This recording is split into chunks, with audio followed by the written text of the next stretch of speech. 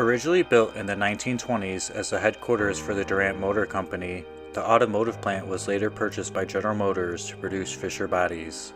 Fisher Body No. 1 would employ thousands of locals until closing in the 1980s with the decline of the American automobile industry. The site is famously known for the Flint Sit-Down Strike, which formed the UAW within GM factories nationwide. Alright, so this is the first floor. And this would have been the administration building. This would have been the executive kind of wing. So you can see it's kind of trash. So this would have been the secretary for Billy Durant. This is Billy Durant's office right here. Of course it's trashed. But this is supposed to be original condition as best as can be for the time period. But yeah, this is his office. That was definitely added later. That drop ceiling, you can see it goes up higher. And it's interesting, they painted this woodwork white for some reason at some point. And of course, yeah, if you have a executive office, CEO office, you gotta have your own private bathroom. Looks like it was probably less updated in the 70s or 80s. But yeah, this was his office.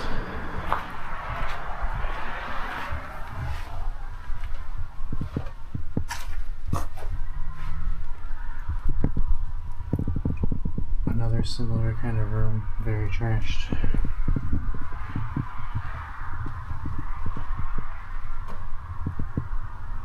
Little kitchen area.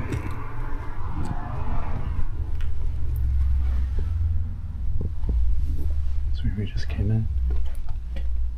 Okay, so you can see people are staying in here. More offices. And this is a big conference room. Look how big that table is. Pretty neat. Alright, and you can take a look too. See, this is what the floor looks like. Originally, they added carpet later. And they had this kind of like tile. It's hard to see because the glue they used with the carpet when they first installed it. Another big little area.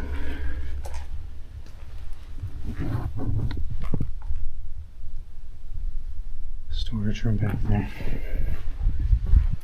Okay, so yeah, this is the lobby.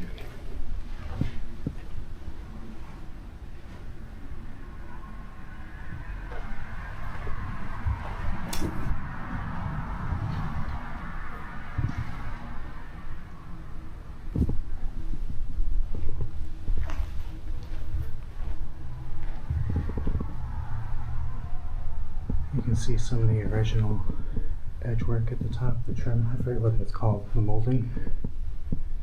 But yeah, it's still pretty modern looking.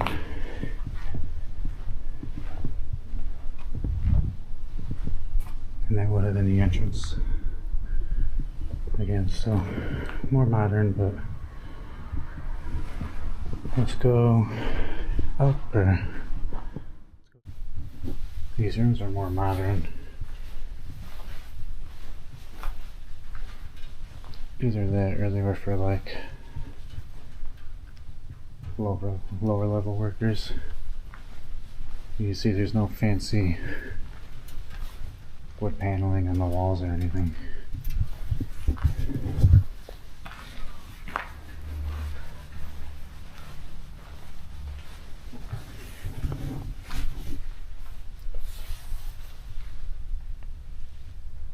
That scared me for a second.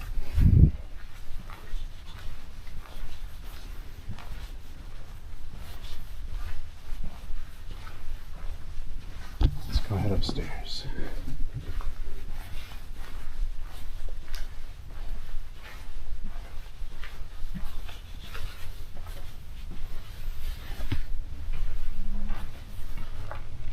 It's a shame people destroyed the railing. You can see it had a beautiful design at one point.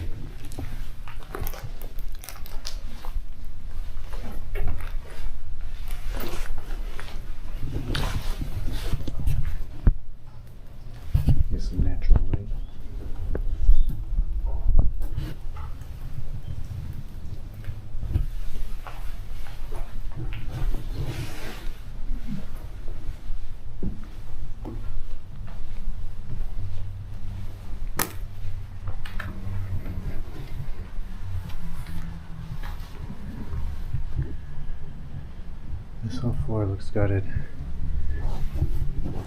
Might not be anything in here.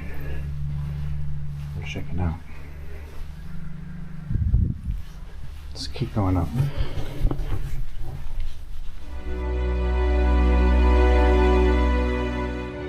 These were days when history changed its course. The sit-down strikes began on December 30th. They began with the attempt of GM to move the dies at Fisher No. 1 to Grand Rapids and elsewhere. The union submitted a complete list of grievances.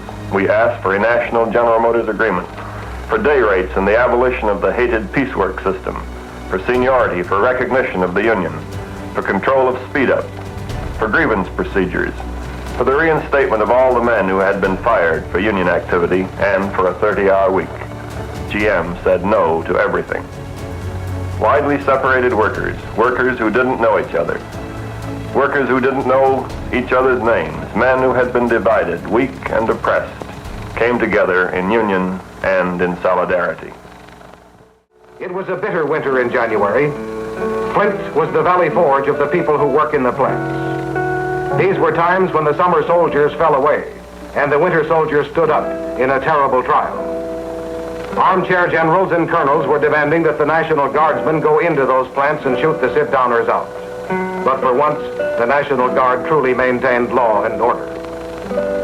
The strikers were disciplined, but the Flint City government was the General Motors government after all, and General Motors insisted, so the police tried to evict the sit-downers. This is not vandalism you see there.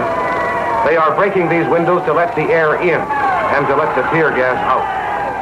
The strike came to an end on February the 11th, 1937. Governor Murphy announced the settlement terms.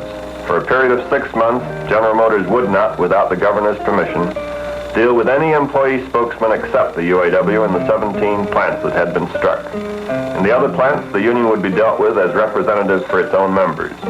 No discrimination against union people. All strikers would be rehired. Union members could talk about the union during lunch and rest periods. All court proceedings against the union and its members to end. The company would begin to negotiate with the union in good faith. It was a magnificent and historic victory. Alrighty, well, I guess that wraps up our tour of the Fisher Body Administration Building here in Flint, Michigan. Very cool historical place, even if the inside's not so cool. This place basically changed union and automotive labor, and basically labor in general as we know it in this country. So, hope you enjoyed. Stay tuned for the next one.